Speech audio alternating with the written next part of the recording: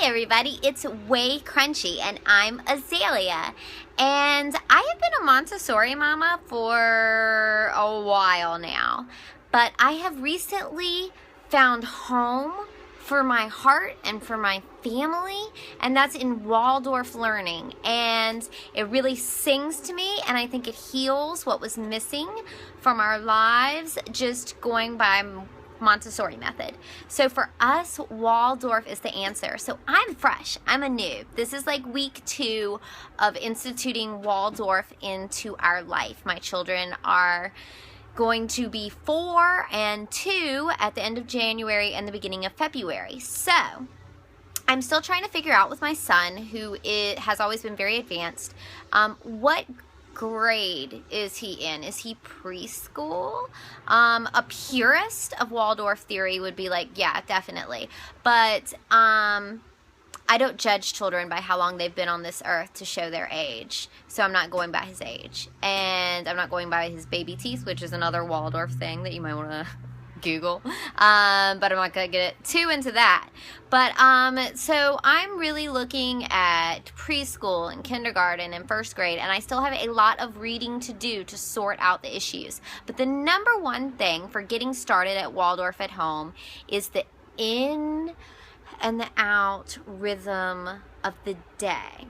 So here I have what I have made our rhythm of the day, and it's not about having a schedule and doing something at 12 and doing something at 11 and 9:30. It's about in breath and out breath. So you like kind of switch really stimulating taxing activities with relaxing lulls in your day, and you do the same kind of ritual each day so they know what's coming next, and they have that structure and the comfort of knowing what's coming next. And so it's taken me, I've been working on this for about a week to perfect it, and it has already helped with behavior problems, bedtime, acting crazy, being bored.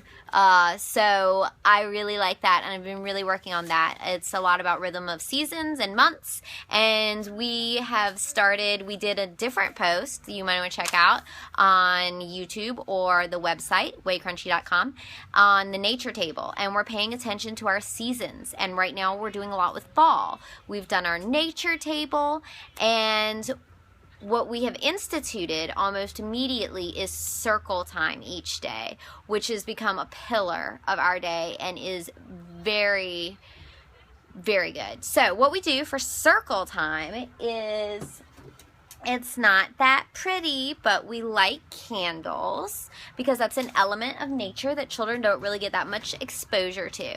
So I light the candles, and we sit in a circle, me, Tom, and Z, or me and Tom, and I have a circular rug, and we go through and we start with our morning verse, which I got from waldorfmama.blogspot.com, and it's really good.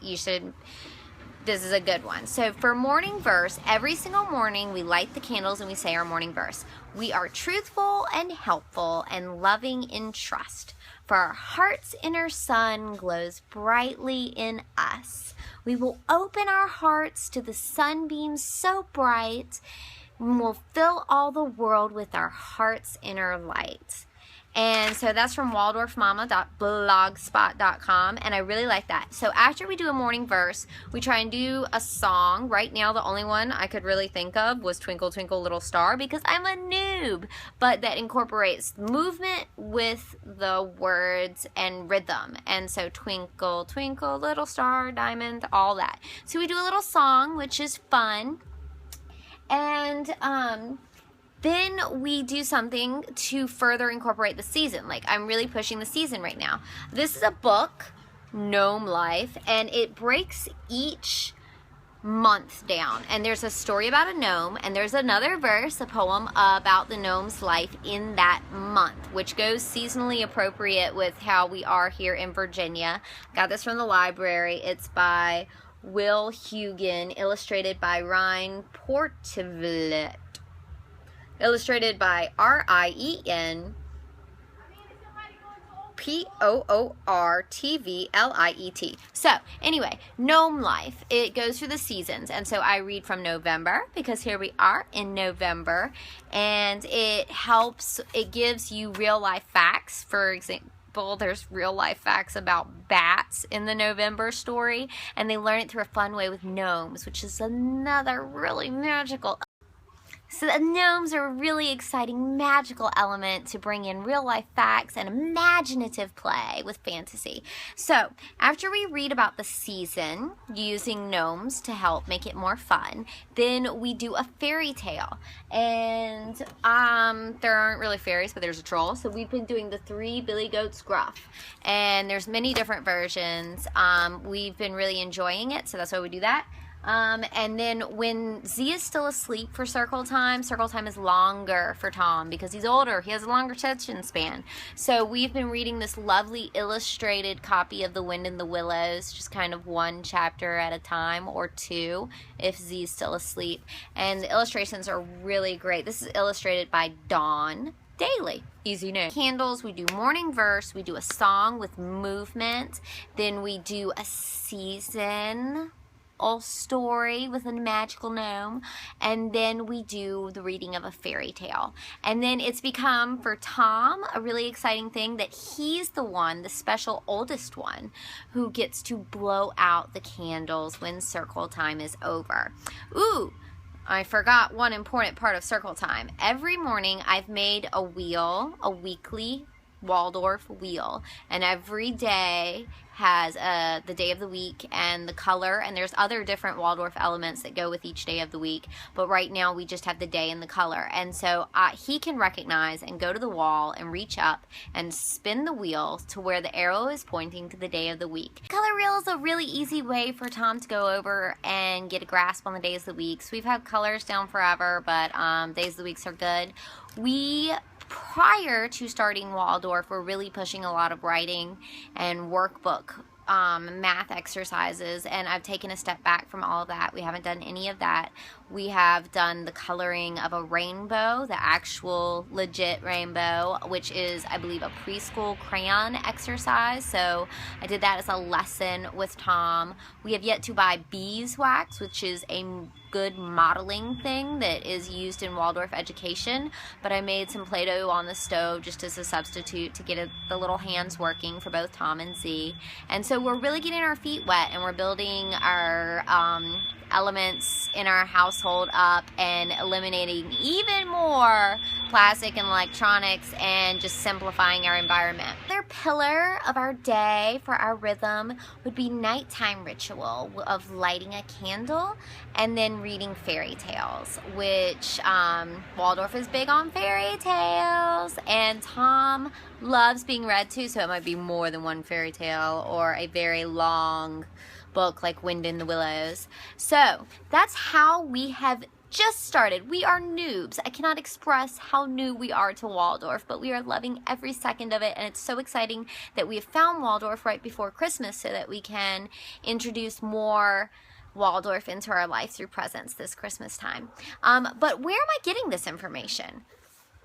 Well, I've read 2 books thus far, starting with Waldorf Education, a Family Guide, edited by Pamela Johnson Finner and Karen L. Rivers. Now, this is just a good old book for just letting you know what is Waldorf. There are many different essays inside on many different elements of Waldorf. There is even an essay on Montessori versus Waldorf, and you're going to get different perspectives, and it just breaks down a lot of different things. Like, I'm looking at understanding the Waldorf curriculum right now, looking at the celebrations, family life, building community, different grades, what you do in different grades. So it's just a nice overview for Waldorf method learning in general, whether you're going to a school or doing homeschool. Now, this little gem, you do a homeschool with Waldorf, I would say this is where you start. this would be the first thing that you would read.